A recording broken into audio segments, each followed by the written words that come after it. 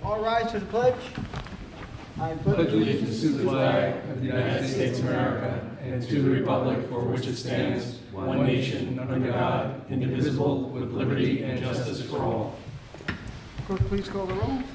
Councilman Alvarez. Present. Councilman Cypress. Here. Councilman Lorca. Here.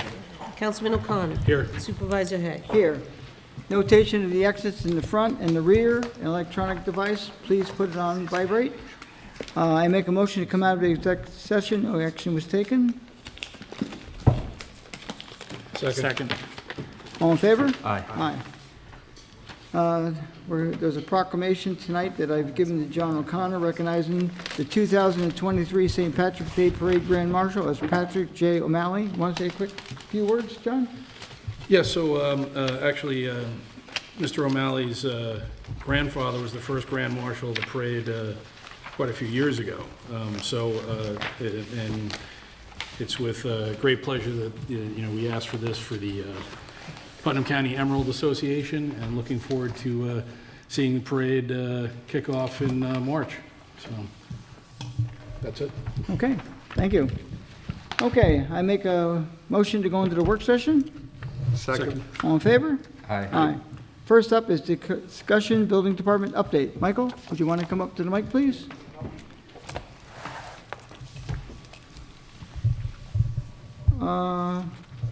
Do you want to go with your update? And then we have a couple items here that I put on the agenda, so you can go first and we'll go to those next. And if they're included in your presentation, we'll just cross it off. Yeah, I kind of touched on them, and I brought some backup material, so I'll try to answer any questions that you have. So. Okay.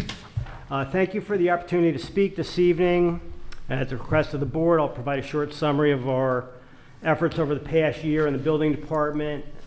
For members of the audience unfamiliar with the Town of Southeast Building Department, we are tasked with the administration and enforcement of the New York State Uniform Fire Prevention and Building Code and the New York State Energy Code. In addition, we enforce provisions of the Town of Southeast Code, including zoning, property maintenance, rental registration, and parking. 2022 was an active year again for the building department. The department issued 1,469 permits, including 108 for rental occupancy, performed 1,396 building inspections, 120 fire inspections, and 165 operational permit inspections. In addition, 649 certificates were issued and 373 title searches were completed. I would like to recognize our staff for the incredible job they do in performing the tremendous work output. In 2022, code enforcement efforts were ongoing. The department reviewed 357 complaints and issued 241 notices of violation. As indicated to the board previously, we have made a recommendation to reestablish a full-time position of zoning enforcement officer. Providing a qualified individual dedicated 100% to zoning enforcement will enable the department to more effectively enforce our codes. Our department experienced a substantial volume of new construction, including new single-family home construction at Fortune Ridge, 168 units of multifamily construction at Barrett Hill, a new Subaru dealership adjacent to the recently completed Restaurant Depot, large-scale additions to the Ace Endico facility, commercial buildings at Fields Lane, and the commencement of the Lincoln Logistics Project. At Lakeview Plaza, the exterior elevations have been updated and the Planet Fitness has been completed. Based on what appears to be a strong commercial market, our department has witnessed an increase in commercial zoning inquiries. While the proposed use presented often is not a permitted use in the proposed zone, the activity appears to indicate the interest in our community. Entering 2023, the building department has requested that the town board evaluate proposed increases to the fee schedule, suggested code changes to enable enforcement of commercial parking in residential zones, and provided modifications to the code restricting the transient rental of dwelling units. The town board has indicated their desire to review these recommendations this evening. Right. Okay. Any questions of the board to start? I'll wait. So, Jenny, have a question, but I don't know if you want to go into. No, some no, it- specific- If it comes across there, we'll just deal with it. Go ahead, Okay. ask the question. Mike, most of us were actually at a meeting last night, and the topic of, with a bunch of people from the community, and the topic of code enforcement came up, and there was a lot of discussion about it. And, you know, we've discussed that a lot. I've definitely seen an increase in the NOVs that have gone out. But one of the biggest complaints is some of the really bad properties around town. So, you know, I've looked some of them up, and you've sent stuff, I know we've driven around, and a lot of those really bad properties have a violation against them. And I've come and seen them in court, and, you know, I know prosecuting can be challenging, but my question for you is, in some cases, these homes get written up for like one thing, like property maintenance. Right. And there may be like a boarded up window, and I don't know I looked at the New York State Code quickly, but it seems like there could be, in looking at these buildings, like 10 things that could be written up. Is there any reason why we don't write up to 10, or can we start to write up the 10 so that we don't piecemeal it and we can be more effective? We can definitely look at properties that have an expansive number of violations, and rather than just issuing a ticket that might address one or two, address them all. It is more time consuming, and you know, from a prosecution standpoint, and Will might be better speaking to that, I don't know if you give somebody 50 tickets, okay, whether or not the local court is gonna issue a fine for, you know, $10,000 or $7,500. But Well, theoretically, any violation seriously stands by itself. And we Right. have, in our code, we have for a violation, a range of fines. So Right. conceivably, if we ended up going to a trial, we could ask for a fine to be imposed on each violation that's been written. And you don't have to necessarily issue 50 different summonses, but you can do a long form and have it different, various counts. Right. You know, count one, violating building code section, you know, a broken soffit. Count two, violating building code section, a missing stair, you know, stair railing.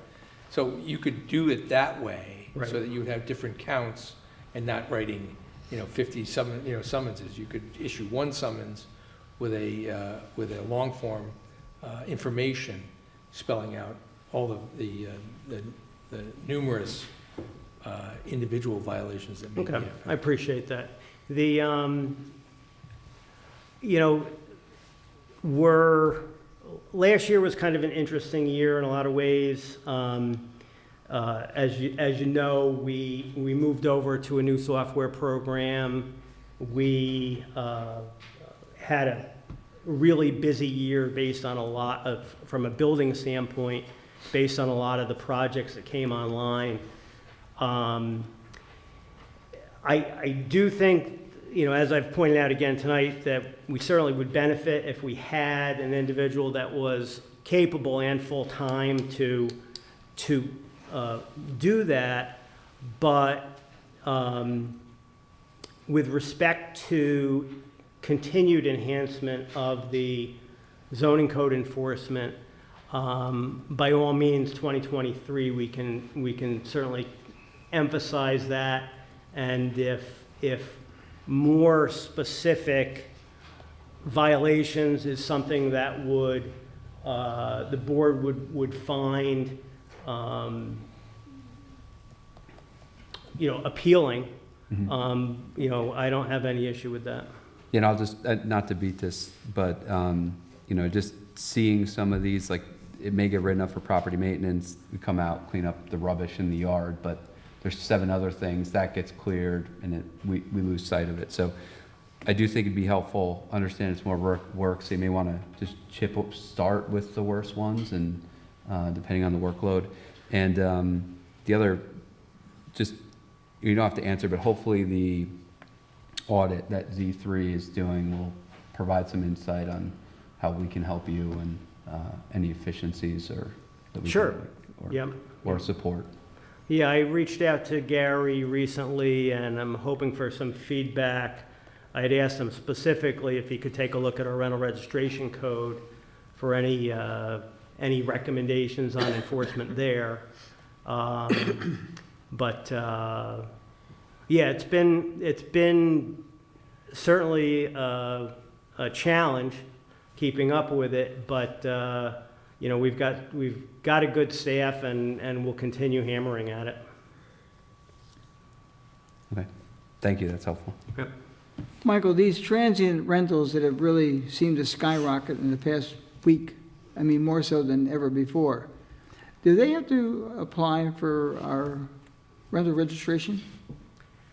They do, and there has been an increase in inquiries and complaints. And that's why I posed the question about whether we could modify our code to identify and define transient rentals. I've looked at the code, you know, frontwards, backwards. I can't see where I can restrict somebody that wants to rent out their house to a single family every weekend from doing so. So I think it could be pretty simply codified to restrict it if that's what the town board is interested in doing. But they would still have to comply with rental registration, yes. Do you know, To are answer they, your question. are they, how many do you have that identify themselves as transient rental? Do you have on that code? Do you have any that identify Well, as, they don't. they don't do anything? They don't reach out to me. So they're now in violation? Because, I mean, we've received, in the past week, someone's going online. I think you even went online and found a couple. Yeah, People are renting. we issued one where we had received a complaint on Gage Road. We went online, we found a handful of other ones. One of the problems with the way they're advertised a lot of times is unless you know the house, there's no address provided. So you kind of have to be able to identify it. So I've got a couple that I've been able to identify, and then we'll be working to try to identify the other ones, but. If you need help with that, let me know, because I think we know some of them. Okay, yeah. So they definitely have to, in our current code, they should be filing a rental registration. Yeah, so How about if they rent a room? Is a room considered a rental as well? I would think it would be. rental occupancy is defined as the occupancy or use of a dwelling unit by one or more persons as a home or residence under an arrangement whereby the occupant or occupants thereby pay rent for such occupancy and use. And there's no time limit? Like, I know some other municipalities break it down into under 30 and over 30. We don't have a time limit? The only place we have that is like for the hotels, Okay. And we can. but these are residential properties, so they don't qualify under that. Yeah, I mean, I don't know how I feel about adding more codes to it, but as a minimum, if they should be doing rental registration, we should at least pursue that. Okay, That I know, ensures they're safe and ensures we know about them. and I guess most of the concern is with a lot of the neighbors. There's one down a lake there where I guess they have up to 12 occupants.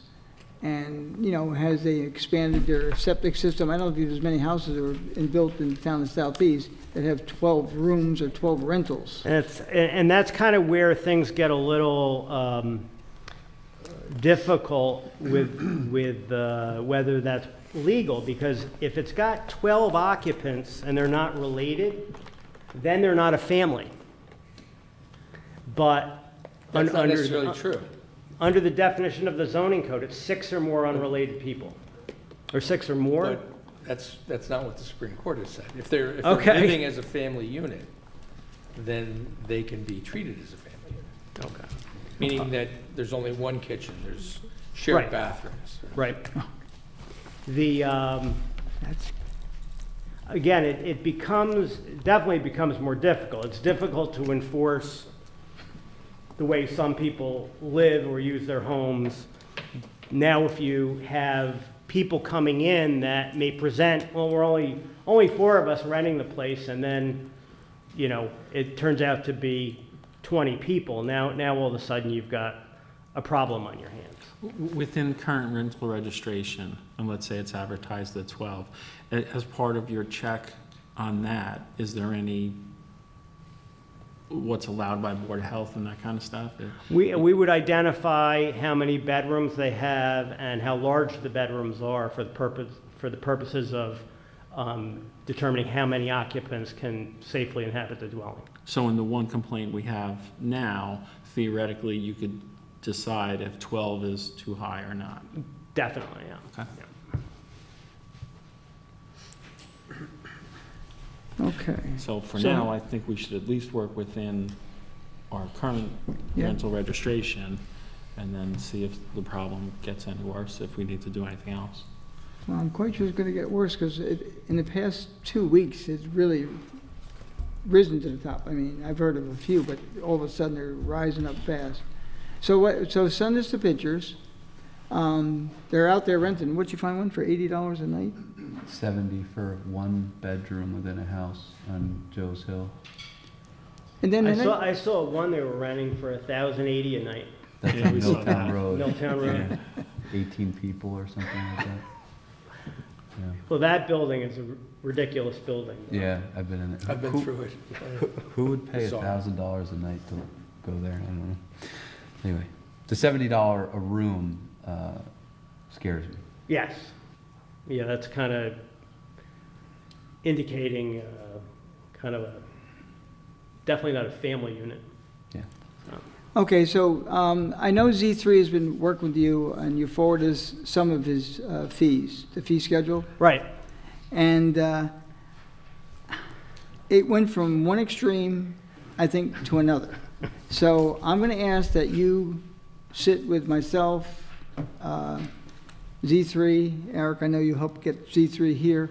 We have to do something different than what was, Yeah. big time. The that- commercial jumped out of sight, and the residential dropped, which I don't have a problem with, but, going to the square feet measurements, we have to work a little better, because we want to get it passed. We passed a couple of them that you put forward, which were easy ones, but some of those drastic changes, we got to sit down pretty quick to get them arranged.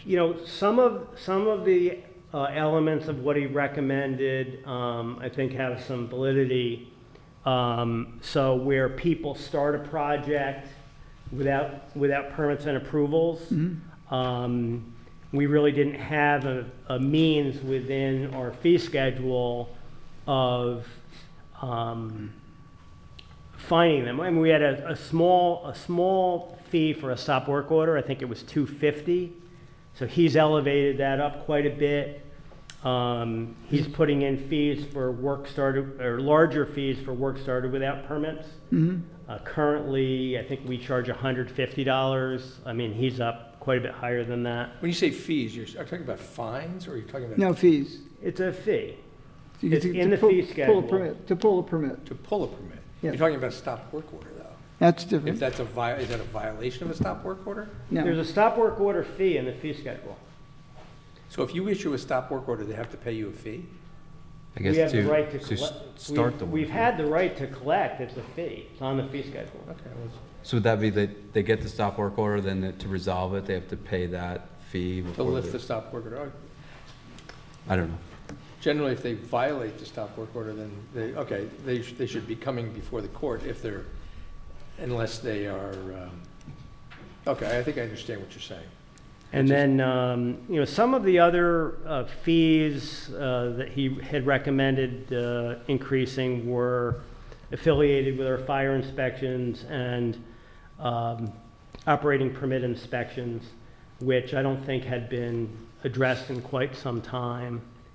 Well, some of the easy ones went through on the first round, and let's get together pretty much ASAP. Yep. To work on the others, but there's a drastic change with one, and we have to come to a more of a happy medium. I thought that the square foot rate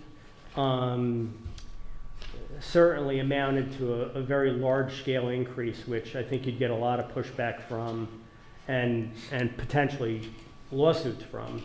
So I think we want to avoid that and come up with a fairer. Okay, can you work on Rate. the schedule with Z3 so we can sit down and try to work that out? I'll before you reach, get that I'll done? reach out to Gary and make those arrangements.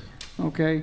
You also forwarded us a recommendation about enforcement of commercial vehicle parking. Do you want to discuss that so the board can discuss that with you this evening as well? Yeah, so under our current code, on residential properties, a resident can park a commercial vehicle not weighing more than 10,000 pounds outdoors, so in their driveway, okay? Any other commercial vehicles they have to be parked in a garage.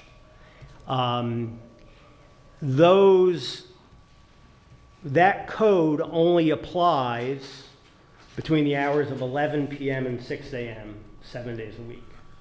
So to enforce that law would mean going to somebody's property between 11 and 6 a.m. and identifying that there's more than one commercial vehicle weighing less than 10,000 pounds parked in their driveway.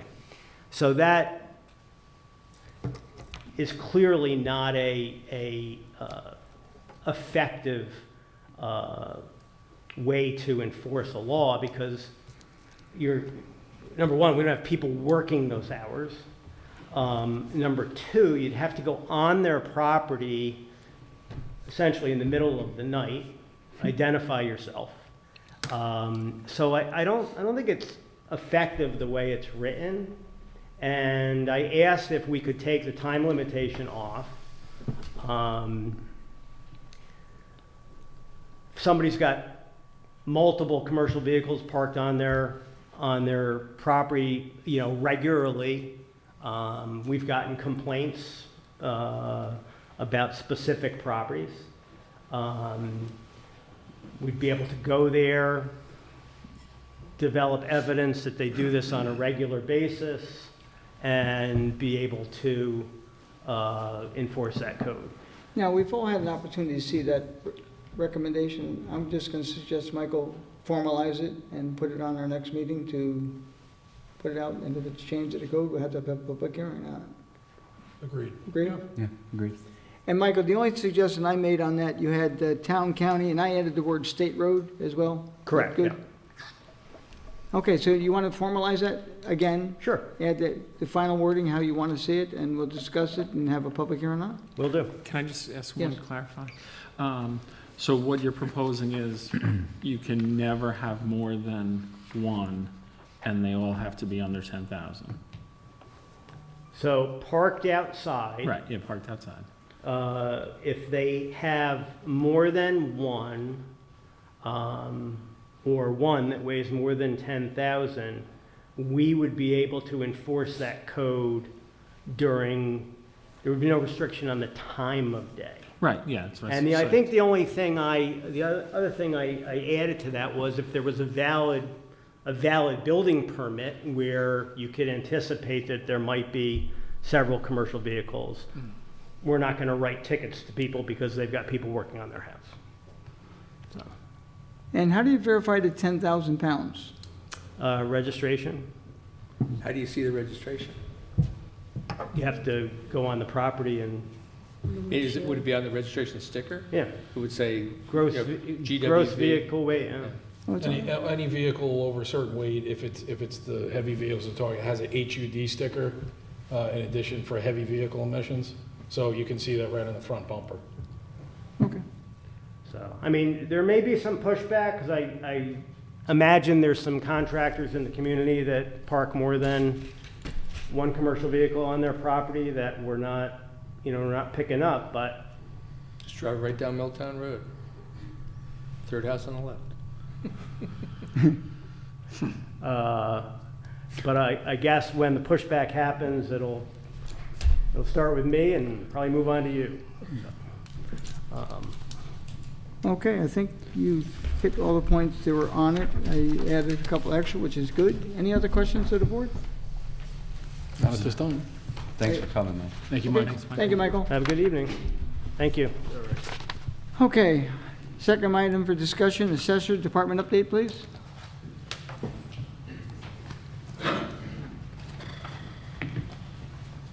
Good evening. So we've got 3 items that I thought were worth reviewing tonight. Lori, because just we. identify yourself for the Oh, public. sorry, Lori Bell, assessor for the town of Southeast. Thank you. A month ago, at the meeting before the end of December, I briefed you all on these 3 items, and I'm just looking for a little bit more direction, whether it be additional discussion tonight or next week, whether we hold a public hearing and then look to vote on these next month. Just trying to keep the ball rolling, because March 1st is my taxable status date by which any and all changes need to be effective. So the first item is the volunteers exemption. It's currently on the books. The new legislation that amended that current exemption allows for 10% off the assessment with no dollar cap, which is a non-negotiable thing at this point based on legislation. The question is, our current exemption on the books provides for a minimum years of service of 5 years. The amended legislation allows for 2, 3, 4, or 5 years of service. So I'm looking to the town board to determine if they want to lower the number of years of service, and if so, to what? And then, like I said, I think we need to, will we have to have a public hearing for that before we amend the local law, right? Yeah, well, you'd have to, yes, you definitely have to. Yeah, okay. So I'm looking to the town board to see if you know, which number of years you want to use, and then we can have the public hearing and make the adoption. What is the current? 5 5. years. And then Lori, the was new there a legislation allows for anywhere from T3, 4, or 5? Correct, with a minimum of 2, either, or 3, or 4, or up to 5, correct. And we currently have 5. The legislation is currently 5. Eric, you had a question for me? Was that the one that there was a step, or was that in the senior one? That's the seniors. Okay. No, this is just, currently, it's 10% off your assessment, but with a cap of $3,000. So a lot of the volunteers, they take the income tax credit instead, because it turns out to be more dollars for them in terms of benefit. But with the cap being eliminated, you know, depending on how much the value of your house is, if you get a flat 10% off the value of your house, it's a much larger exemption. You did jump over to senior disability one. Not yet. No. No, that was the first, okay. This is the volunteers. I know, but that's the second one on my list. Oh, Okay. sorry. I didn't print out the agenda. No problem. Apologies. Okay. So I'm just looking for guidance from the town board as to what number of years you want to have this modified legislation, whether you want to keep it at the 5 years or if you want to lower it to 2, 3, or 4 years. I want to keep it at 5, is the way I want to go. Okay? I would say the same. Okay? Yeah, I agree. Eric? John? Yeah. Okay, any other Eric? Yeah, you know, it's always kind of interesting to hear the public before we make a decision. Well, that would be during the public hearing, Yeah. Will? For public comment during a public hearing? Well, that's what a public hearing is. Right, well, I'm addressing But I mean, Eric's. what we could do if you really want to, you know, put up a proposed local law with, saying that to consider the possibility of reducing the number of years, I can draft the public hearing notice that way, and after the public hearing, if there's, you know, strong sentiment one way or another, you could make that determination. If that's what you know, would like to do to get the input of the public. Yeah, the only reason I'm a little bit torn on this is because I know they have a lot of recruiting issues, and it'd be nice to have a lot of people that want to volunteer, so, anyway. Yeah, I'm but fine with 5. But I for think now. the 5 weeds out people that are just doing it to get an immediate benefit and really have no commitment to pursue, you know, being a volunteer firefighter for more than the 2 years or the 3 years. I think at 5, now, I just feel that, you know, you've proven, okay, I'm in for the long haul, you know, I'm really trying to do something for my community. Yeah. That's just the way I look at it. Good point. As a frame of reference, so with the list I received from one person at the fire department, fire district, we currently only have 23 volunteers that are receiving the exemption. I believe a lot of people are taking the income tax credit. according to the list I have that I looked through quickly, there are 69 members that currently qualify under the 5-year threshold. There are an additional 17 that would have less than 5 years. And speaking to the recruitment thing, they have 9 members currently on a probationary status. So I don't know if they really are experiencing a recruiting issue, but they've got 9 that are on probation. I imagine it has to do with training, number of fires they respond to. Also, John, you whether could they speak to that. Own home or not? That would- Yes, so the ones that I'm seeing on the probationary, looks like they are currently, one looks like it might be a resident. Most of them are all single-family ownerships. I have to imagine that they own. But I could look into that further. Just saying, it's, we've got some leeway there. Or you don't have the breakdown of 2, 3, or 4 for the 17, do you? I could add it up. Don't do it, yeah, it's I fine. Just add it curious. up and get it to you.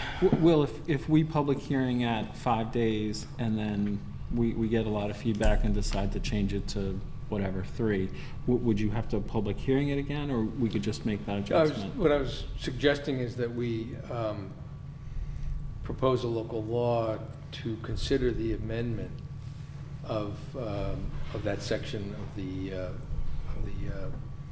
volunteer exemption provision of our tax code to reduce the number of years to, say, 2, which is the minimum you could do. You can always, because you're not, modifying it, if you're going to reduce it from 5 to, say, 4, it's not wouldn't be considered a major change in the, it'd be a lesser change, if you will, in the law, because we're now at 5, you advertise it at 2, and if you want to settle somewhere in between, you can do that without a second public hearing. Okay. Because, I don't want to tie it up and then we can't hit the March 1st, so. And as part of the public hearing, right, we can also publish the notice that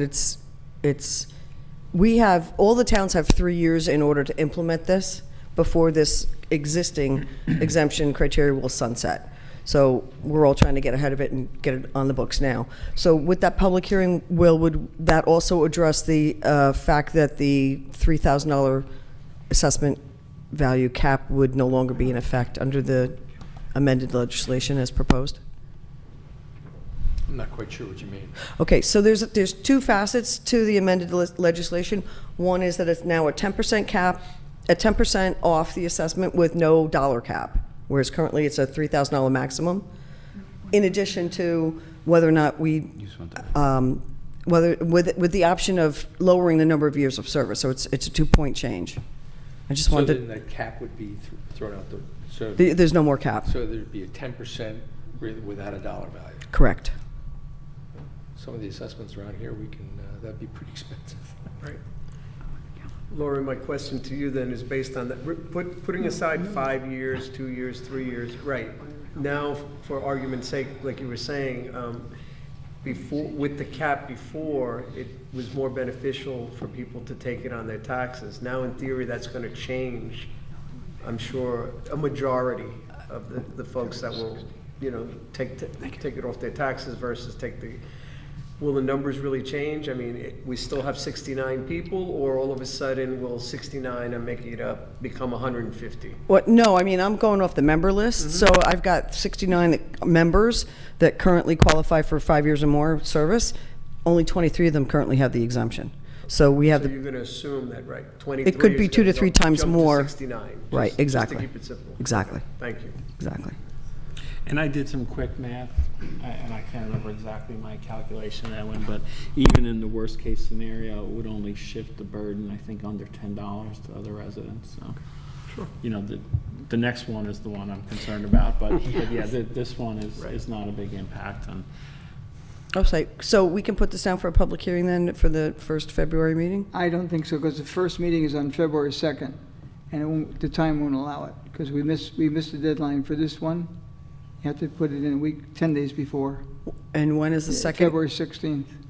And there's not a third meeting in February, is there? No. We have a special Unless we meeting. just hold a special meeting. We have a special meeting. Okay. Okay, And usually we have give a 5 or 10 day written period, we'll just have to waive that and, to get it in time.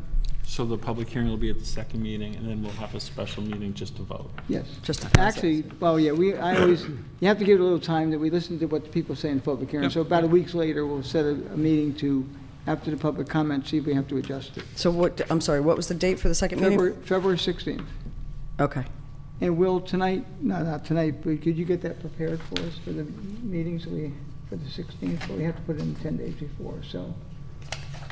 You know the dates better over there than I do. They have to have it by a Thursday, it's too late. So next Thursday, you got plenty of time. And that gives you time for March 1st? Today's the 19th. No, Yeah. go to the next one. Yeah, this is just a matter of I don't think it's gotta be 10 days. adopting it. And I Okay. mean, I can let the fire department know that it's been adopted, and they can do a That's not quick the mailing, or I municipal can rule, give them the application, and they Okay. can hand it out to all the members. We could maybe make, say, This- I'll check the statute, but I don't. This coming assessment roll, yeah. Mhm. Whatever, Right. for May or something. There are different Correct. Tentative roll in publication May, requirements correct. for different things. Okay. But this is the municipal home rule law. I don't know that we have to do it 10 days in advance. We may be able to get it into the next paper. Well, you'd have to do it tomorrow. Yeah, and if they have space, they'll allow Okay, it. so during the meeting, we'll try to have the public hearing for the 2nd. Okay. We'll Great. make that motion later on. Okay, awesome, thank you. So the next item is the seniors. Okay, so again, last month I briefed you on the state's adoption of the modified legislation allowing for increase in the senior citizens' maximum income levels allowable for the senior citizens and the disability exemption. Gave you guys some numbers. The county has adopted the 3-year implementation. It's strongly recommended we do the 3-year phase-in just to minimize the impact and the potential shift. And the school district is looking to follow pretty much whatever the town and county has adopted, but there is the opportunity for them to be different. But normally, we all try to do it the same. So again, I'm just looking to the town board to see if you are in favor of the 3-year phase-in as the county adopted. And if we are, I believe, again, we need a public hearing to notice that we're doing a proposed, amendment to a local law for the town code. When would you have that one by? What's the All my deadlines are the same. same?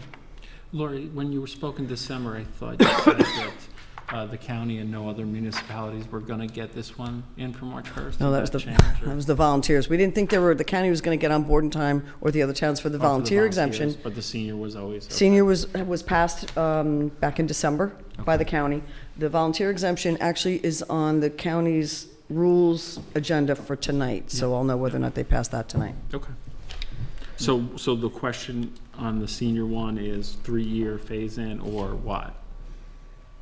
Or all at once, or Okay, anything yeah. in between, No, but clearly yeah. 3 years, 3-year. yeah. Yeah. Lori, you said the school, and I'm sorry if I'm not understanding this all, but for hours, when we do this, whatever the discount that those seniors gets picked up by the other residents, is what, I know the STAR exemption, we don't really have to spread the pain on that, so if the school has the opportunity to do this discount as well? Currently, the senior citizens exemption, as well as the volunteers exemption, was adopted by the town, the county, and the school district. So yes, if you have either one of those exemptions, it comes off of each of those 3 bills. And picked up by the other people in the... Correct. So the school one is gonna have a pretty large impact. But that's Yeah, not- but yeah, because, that's 78% of the bills that we pay. Okay. And I'm sorry, Lori. That's and okay. The school already adopted the 3-year or The county adopted the 3-year. The school district is looking to adopt that next month. Okay. Again, they're kind of waiting to see what we're doing, but they've already had their meeting, I think, for this month. So we're looking to do this on February 2nd as well, or, But whenever we can get it done, yep, need another public hearing and resolution. Will? Think we can get that accomplished as well? You gotta give me the material on it, so I know. You have to give me the material on it, so I know what to put in the. I'll recirculate it. Can you do it tonight? Sure, before you go? sure, I'll go back to my We'll pay office. you overtime, don't worry. Sure, I'll go back to my office. No problem. Will, do you want me to send you both? Please. Lori, does this one have to be in by March as well? What if it's not in by March? And then it's not effective until 2024. And it would still be a 3-year phase at Yeah. that point? Yes. Yep. Or would it be Well, 2 years? Yeah, no, we could phase it in whenever we want, kind of. The clock starts. But it's easier to be consistent. So let's... Okay. Eric, it's just easier to be consistent. So you don't want the county to have adopted a 3-year phase-in, and we haven't done anything. And we're going to have a bunch of seniors where they may get 50% off now for the county bill, but they only qualify for 5% off on the town portion because we haven't adopted the new income limits. Yeah. You know, it's... I am nervous about the impact of all this. Okay. And again, I have no way of predicting the dollar impact because even if we have, let's say, 300 potential residents that might fit under the new income criteria, I don't know how many are going to apply, and I don't know how many are going to qualify, and I don't know if they're going to qualify for 50% off or 5% off or anything in between. Lori, one more question, sorry. How is this validated by anybody, the income limits? You? And is it revalidated every year? And and what do you use, like a W-2 statement? 90% of the time, if they file, it's a federal tax return Okay. from the prior year. And if it's someone who doesn't file anymore, then they have to supply their 1099s. Okay.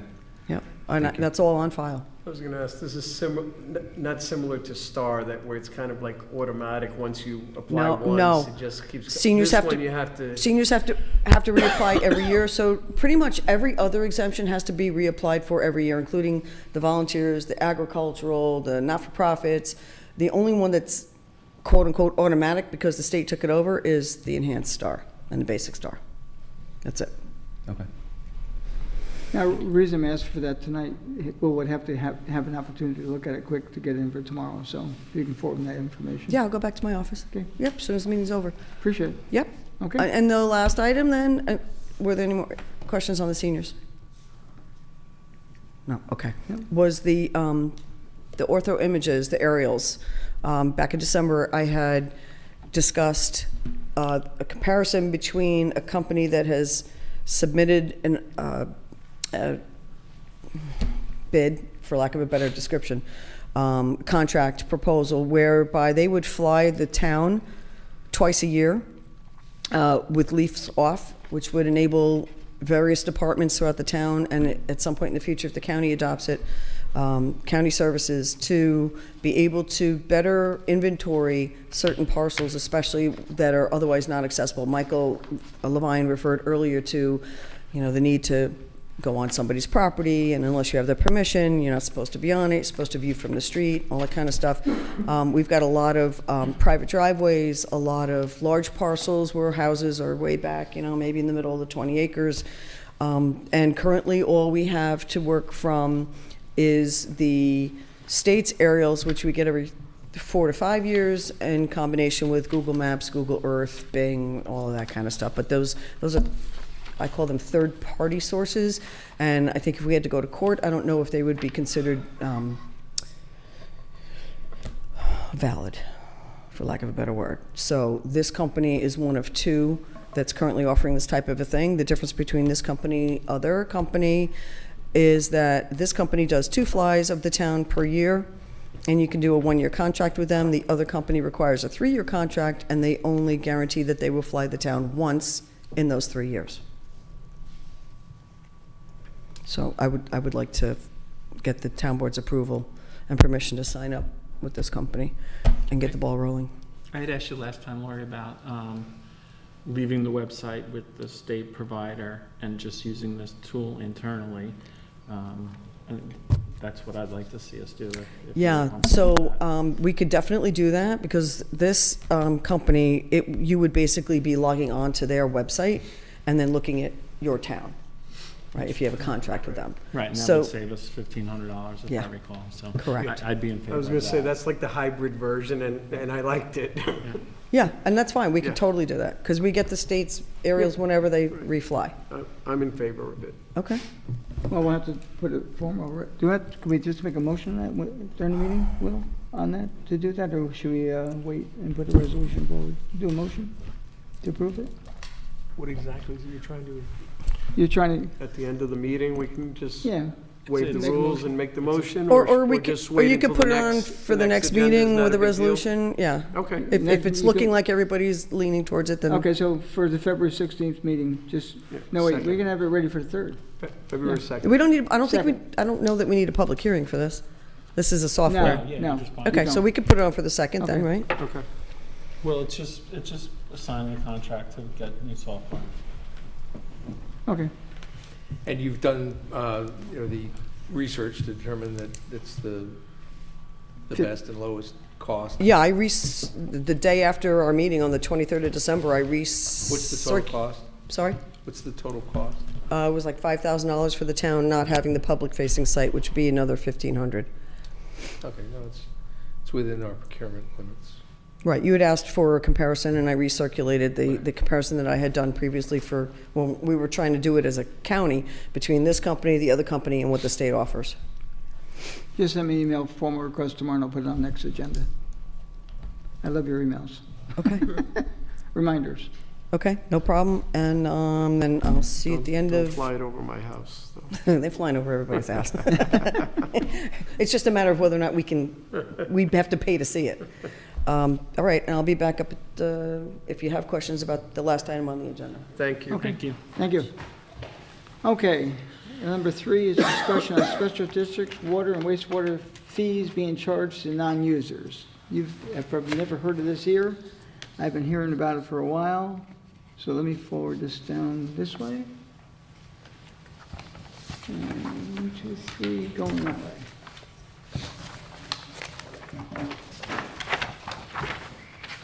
Now, as you're hopefully all aware, in the town of Southeast, we have 9 water districts and 3 sewer districts.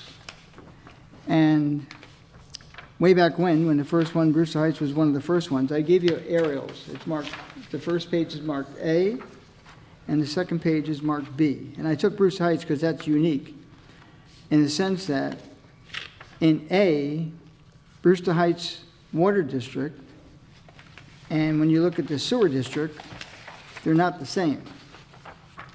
The red identifies an area that is not in the water district, but for some reason, when they drew up the map, they included it in the sewer district, which means because the properties lie within the sewer district, they are being charged a fee, even though they've never been hooked up, could possibly be hooked up, but no pipes have ever been run there.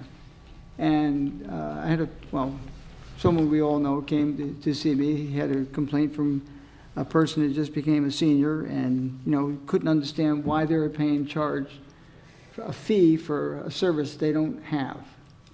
So I'm going to use Brewster Heights as an example. There's 246 units.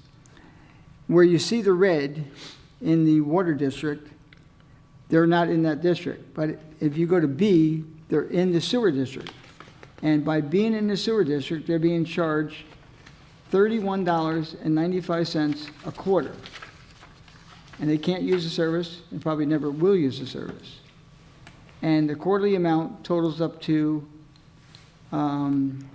$383 a family and $1,500 for a year. Now, when I first heard of this, I really couldn't understand it. I couldn't understand how you could charge someone to be in a district and why was it included in one and not the other. Now, it's a good thing for them because even though they don't have the service, they can obtain the service. So before I spend a whole bunch of time identifying exactly what that cost was, I did a quick check. It would cost $1,500 for the people in Brewster Heights to be removed, $320 for Hillcrest Water, which is off of Peaceable Hill, down, what's that road? Can't think of the road. No, Spring? Crosby Spruce. Avenue. That's Hillcrest area, okay? And then Peaceable Hill. So if you think I should pursue it, if you believe that a person is in a district, are not hooked up, probably never will be hooked up, should be charged from now until forever, then we would leave it alone. I think the fairness of it is that they should not be charged and they should not be paying for something they're not going to use. Now, some of the land is vacant, has been vacant forever, and may never even be able to be hooked up anyway, because they couldn't build a house or they can't, whatever. So the bottom line is, with the individuals that are in or they're out, yeah, it's tough. So you have, Brewster Heights is the unique. Now, there's others now. In Hillcrest, there's 4 units. Mountain Brook, there's 6 units. And Peaceful Hill, there's 8 units. Tony, those prices that you said $31 a quarter, but we got Yeah. to $1,500 a year. How is that? Yeah, that's, No, wait, no, quarterly, 30, well, that's for all the units. 31, quarterly is 380, no, wait, monthly is, sorry, did I say, okay, it's $31.95. You know what, I think this chart's on, I think it's 3. Okay, that's why I'm gonna need more time. Do I waste my time? Do you believe that if you think they should not be charged, like I think, and if you think they should be charged, do you want me to research further and bring back what it's gonna cost? Let me just explain what you're going to have to do if you want I to stop know. charging. I know. You have to change the district boundaries, because by control of regulation and state law, anybody that's within the district is charged a capital charge. Yes. Not a usage charge. Right. So- But before I go through all that with them, I just need to know, do we want to consider it or not? Because it's a lot of, I'm gonna say a lot of work, but it's work. Will, if we change it, are they then never allowed to hook up to it? No, they can come anytime. You'd have to expand the district again. So you have to go Okay. through the whole procedure of expanding and contracting the district. And And I don't know why these districts were originally created with the boundaries that they have, but there are, instances on Peaceable Hill where, people say, oh, I'm in the district, but I never got hooked up, I got my own well. if, I assume there's a cost associated with changing the district boundaries, so could we, maybe this, It'd be minimal. yeah, okay. I was We- gonna say, if it's somebody already did done. want to come back in, could they? They'd be charged later on. But I have, It's if it's you, more of a process to, come back in. it's an extension you have to go through the whole process of establishing a district, which the controller's office is very much against nowadays.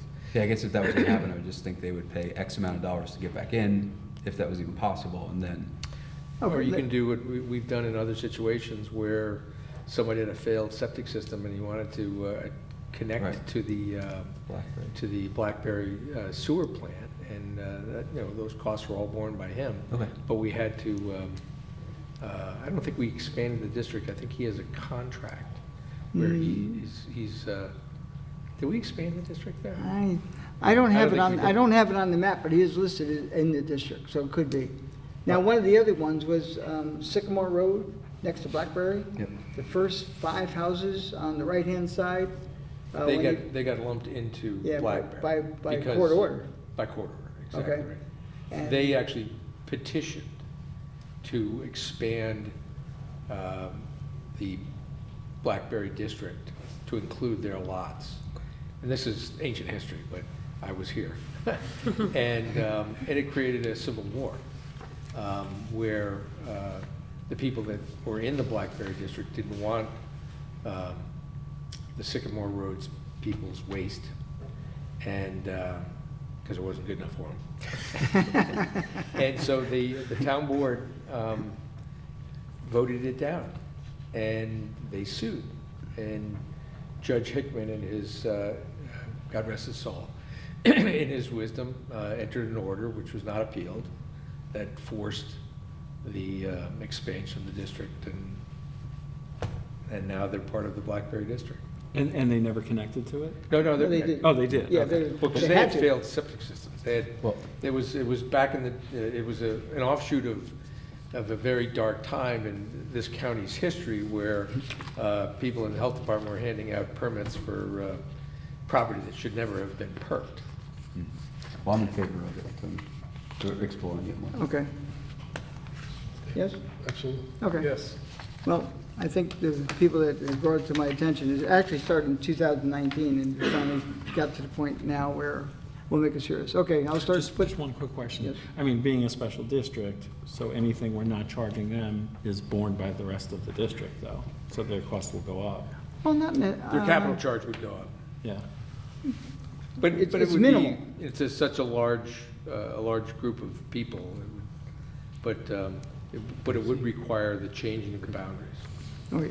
Okay, so in Bruce Heights, there's 246 units. As a matter of fact, some of these are old, because I'm telling you, when I was doing this report, starting it off, I found discrepancies. And I'm a stickler, like, the checkbook, you're off by a penny, you used to spend 2 hours looking for a penny, now they got QuickBooks, you can find it in 10 seconds. So the numbers are a little bit off, but the ones what I started with, in Bruce Heights, there's 246 units, and there's 12 that are paying partially. Hillcrest, there's 130, 4 are in there that shouldn't be. 41 on Mountain Brook, and there's 6 that shouldn't be. And Peaceable Hill has 144, and there's 8 that shouldn't be, based on my first round of reading it. Yeah, so there's only one that's kind of close that could, what was it, 6 and 44? That could be a decent impact. But So it Well, well, should be 40. I have to rework it, yeah. Divided by 480, so $10. I'll get the number. Okay. But the thing is, these people have been paying for it for years. I mean, Bruce Heights has been around for a long time, and it affects the 12 people. So what Yeah, I'll do that's now, why it's been so long, that's why I feel like there has to be a reason we're not thinking of. Like, how could this have gone on for 70 years? because no one paid without- attention to it. You know, people, I get all kinds of crazy, you want to sit in my office someday and see the crazy calls I get? But this really isn't crazy. I mean, in 2019, when I first heard of it, I said, but that doesn't make sense. Why would I pay? I got a gas line running in front of my house. So why do I have to pay for the gas line running by my house and I can't connect to it? That's not what the truth is, but I'm just trying to say. And the ones at Brewster Heights, I mean, I know the residents down below on that, the road there, the Quonset hut at the bottom of the hill is a business. The big white house that used to be owned by the Bloomers way back when, and their house is in there, and they'll never connect. Okay, so I'll spend some time, put together a better package, and we'll go from there. Thank you for letting me at least negotiate. Okay. Now, you know what? Let me see your second page. I lost mine here somewhere. We're up to the regular meeting. Yep. Make a motion to go into the regular portion of the meeting? Second. All in favor? Aye. Approval of the voucher list, $1,006,139.01. So moved. Second. Discussion. All in favor? Aye. Setting the meeting dates and public hearings, all meetings be held at 1360 Route 22, Brewster, New York, at 7 PM unless otherwise noted. Oh, okay. I would do that. Thursday, February 2, 2023, and Thursday, February 16, 2023. So moved. Second. Discussion. All in favor? Aye. Okay, resolution settlement of certiorari proceedings Atlantic Management, tax map number 46.5-9. Now therefore be resolved, there's going to be a change in this. Let me tell you the change before, so I can read through straight. Go down to the assessment, you'll go down to the assessment, 18,460,000. So it's going to be 18,460,000. And Oh, the, 60,000 instead of yeah, 18,000, okay. it's hot off the press, just came to me. And the settled assessment, 17,750,000. Okay, that's how I'll read it in, but what you have in front of you is different, okay? Now therefore be resolved that the town board of the town of Southeast does hereby accept the recommendation of the professional advisors and authorize the town attorney to execute a stipulation of settlement, consent judgment and order on consent in accordance with said recommendation for the following. Petitioner, Atlanticare, tax ID 46.5-9, year 2022, assessment $18,460,000, settled assessment $17,750,000. And be further resolved that the town attorney is hereby authorized and directed to execute and in all stipulations, consent orders, and other documents necessary to reflect the foregoing settlement. So move for discussion. Second. Discussion. All in favor? Aye. Thank you. Okay, next, wait, I gotta have that back here, I'm sorry. That's lost in this paper. Okay, public comment. Wait, till we Look, set the Oh, public yeah. hearing. Oh, God, where is it? I make a motion to set the public hearing for, which one is it? No, that was waiting. It's for the volunteer exemption changes. And senior For disability. our meeting on February 2nd, Thursday, February 2nd. Second. All in favor? Aye. Okay, you got that extra then? We can do the seniors as well? You want to do seniors as well? Okay, okay. Okay, a motion to set the senior disability exemption income limit increases 3-year phase-in for February 2nd, 2023. All in John. favor? Aye. Aye. Okay, thank you. You- These are mine. Yeah, Oh, thank you. Okay. Public comment?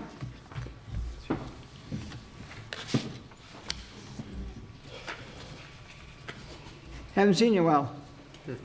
We know your name, but they don't, so.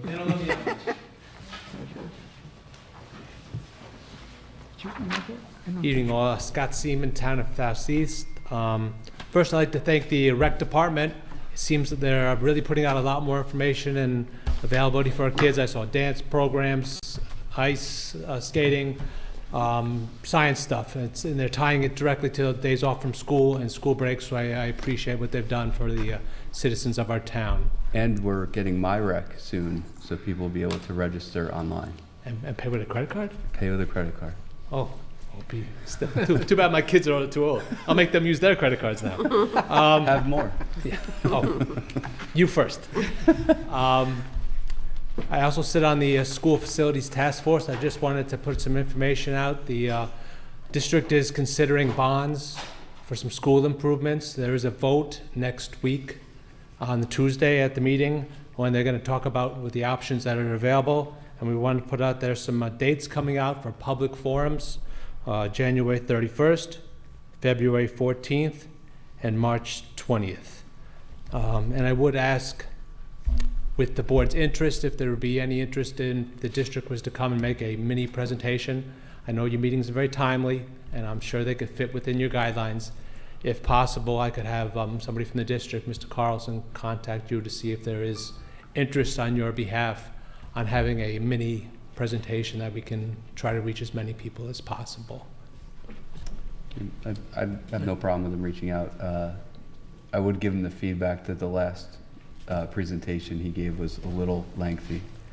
That was under different leadership, so I'm sure this one will be much faster. Okay. And also on a note, at a meeting, I think it was 2 meetings ago, the board was presented with the exemptions for veterans and for seniors. There was nothing on volunteers, but they were presented with the information, and I believe they'll be looking at it again at either an upcoming meeting or at the beginning of February. You sure it wasn't, because the veterans aren't up for anything that I recall this year. I saw one for veteran, maybe they might worded have it missed- wrong, but they it might was have missed- seniors and it was veterans. That's the way it was presented. I- So if that is an error, well, I will make a Yeah, note to I Mr. asked if it is, Carlson. because the veterans, I didn't think were up on anything this time. Yeah. And on a side note, among the school districts, the Brewster School District does have the highest exemption among all the school districts. So that is still something to put out there. Okay. And if there's anything we can do, please let us know. And thank you for your attention. And Okay. Scott, real quick before you leave, the school lunch, I got your email. I just sent it to the board today. Okay. So we'll take a look at that. I did also reach out to another group, I believe it's Hunger Solutions New York, that is orchestrating. Last week, they made a big presentation up in Albany. They brought NISBA, a lot of the other school groups that are interested in the school free lunch program. And I have asked them for a sampler letter, maybe something a little simpler, which could just connotate what you're looking to do without having all the data and stuff behind it. Yeah. And if I find anything, I would be sure to forward it directly to you. I was authorized by the board at the last meeting to write the letter, but I've been trying to get a sample letter, and Eric's been trying to help me, and we haven't found one, so hopefully you well, found one. I found information. That marker, he's not reliable, I'm sorry. I'm not a good writer. He isn't, that's true. Thank you. Anyone else from the public?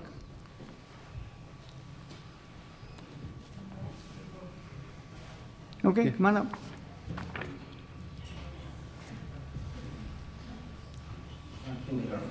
Right up to the mic, sir. And when you get up there, just state your name and where you live, and introduce us to the crowd here. Sorry, kids, sorry. Good evening. My name is Maria. I'm from Carmel. They're my kids. Vénganse para acá. Did you get the full name? I said Maria. I said Maria from Carmel. Okay, your last name? Rivera. Okay, thank you. Yep. Díaz el nombre. Okay, my name is Jose Guerra. I live in 5 Park Street, Brewster, New York. What one? Jose Guerra, 5 Park Street Okay. in Brewster, New York. Got it? And so my son, Marco Tulio. You want to say your name? My name is Marco Guerra. Marco? Yeah. Nice to meet you. Go ahead, go say it. You can lower that a little bit, sir. That's My good. name is Mateo Diaz. What's your name? I couldn't hear it. Mateo Diaz. It's okay. Did you get it okay? Martina Diaz, yeah. My name is Shaylin Guerra. Hey, come on, guys, speak up. You're little, but you got big voices. My name is Delilah Castillo. So they have big voices at home. You were talking the whole time back there. My name is Ashley Rivera. Okay, nice to meet you all. Can we guys hand you this? Yeah, You're from, go ahead. You want to do it? Okay. Sorry. Thank you. Thank you. Okay. Thank you. Thank you.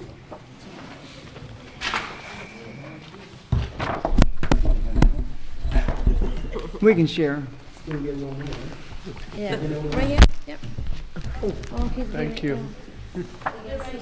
It's the same. Thank Did you you. have any more of those other? That's it. Okay, you guys. Michelle, you can share with Will. Okay.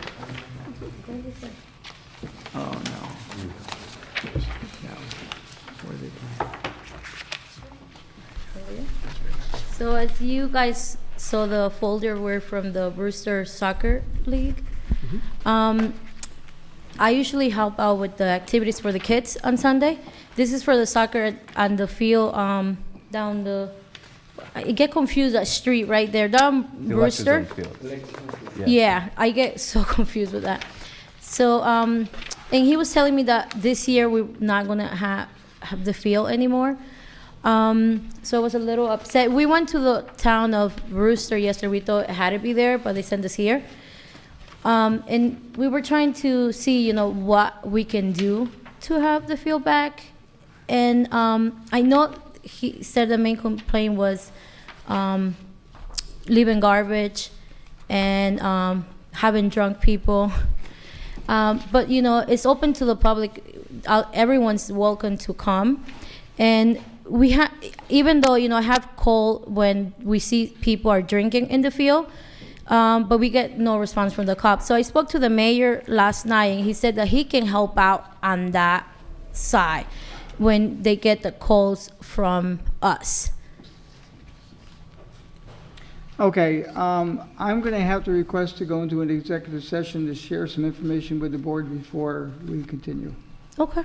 You know, just, I have one statement and one question.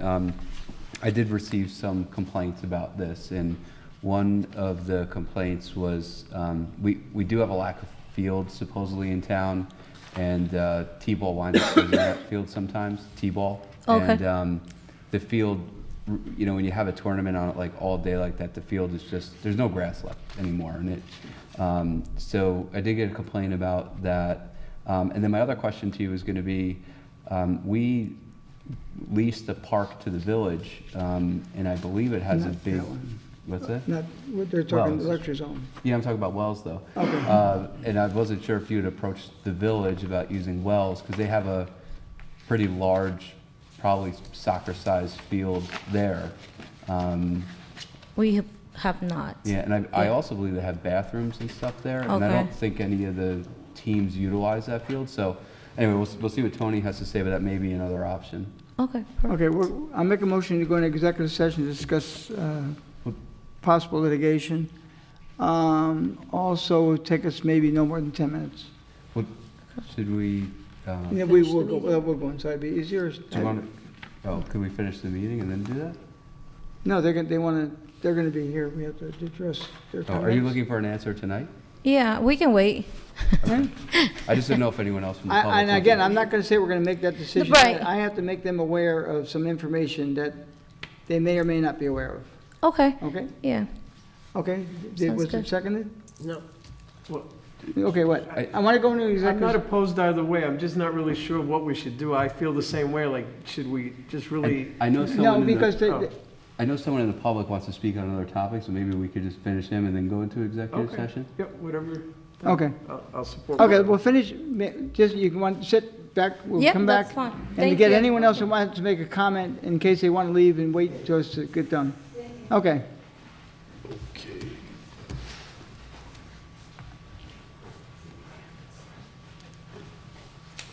Hi, good evening, everybody. My name is Tom Regan. I'm Vice President of the Brewster Fire Department. I think all of the members of the board are now intimately familiar. We have the district, right, and the department, and I'm Vice President of the Brewster Fire Department. First and foremost, I want to thank you, Tony, for your years of service, for everything you've done for the town. I understand this is your last year. I wanted to take the opportunity to do public comment on just a couple of items. The 2 to 5 year question. So to clarify and explain, the first 2 years of membership in the Brewster Fire Department is so laborious and so filled with requirements that our probationary period lasts only 6 months. By 6 months, you're either in or you're out with the amount of state mandated classes, and due to our current leadership over the last couple of years, we no longer are an organization like when I joined, where you would come in and you just have an old fellow who mentors you and kind of shows you along the way and meet you at the next fire, kid, and we'll show you how it's done. The state, county, and other training requirements are so laborious that for the first 6 months, our members are training constantly. Those who are still standing after 6 months come before our entire department and are voted on to become full members of the department. So the reason I would ask that we look at the 2-year window is this. One of the primary reasons for this whole initiative is to help us get as many volunteers as possible, right? And for those who are not aware, hundreds of guys are out right now tonight. There's a plane down in Westchester, and most of the volunteers in Westchester are down there, and then Putnam guys are going down to supplement Northern Westchester. So you can never have enough people when emergencies arise. So by 2 years, you are in or you're out. And even if you stay 2 years and leave, like was a concern that was brought up for later, then you're no longer available for the exemption. So when we do have our recruitment at our open house and other things where we meet the public, we would like to be able to say to them, if you complete our training program and if you stay with us for 2 months, here's an opportunity available to you. So I'd ask that we consider 2. If it's 5, as long as the initiative gets passed, God bless it, we'll be happy. But take that into consideration and it be available for any further questions. The March 1st deadline is imperative that, I just wanted to speak on that one. It's because we really want to work on our recruiting initiatives that are taught to us. You know, a lot of them come down through Albany and whatnot.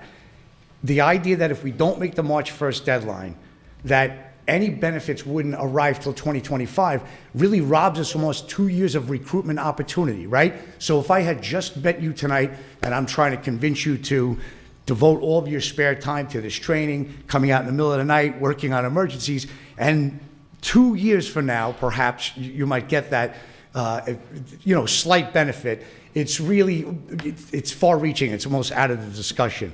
So I implore my town to please, if we can, try and accomplish this by March 1st if possible. The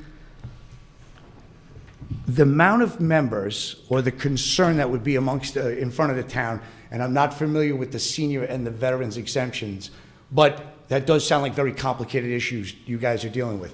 And myself, I'll be working going forward with the town assessor to give her as much information about our members. But even as it stands right now, we say there's approximately 60 to 65 members who theoretically would be able to apply for the exemption. That doesn't mean that all of them are going to, because a lot of our members are younger people who still live with their parents. A lot of their members are not the primary owners on their house. If the wife is a volunteer, but the husband's name is on the house, you're not getting the exemption, okay? If the husband is a volunteer, but the house is under the in-laws, you're not going to be able to get the exemption. So I don't anticipate that the fireman's portion of all you guys are looking at should have that much of an impact on the town. But that's the last point I wanted to make, just to give you a flavor for what it is right now. With the cap that we currently have is that 10% of the assessed value of my house capped at $3,000.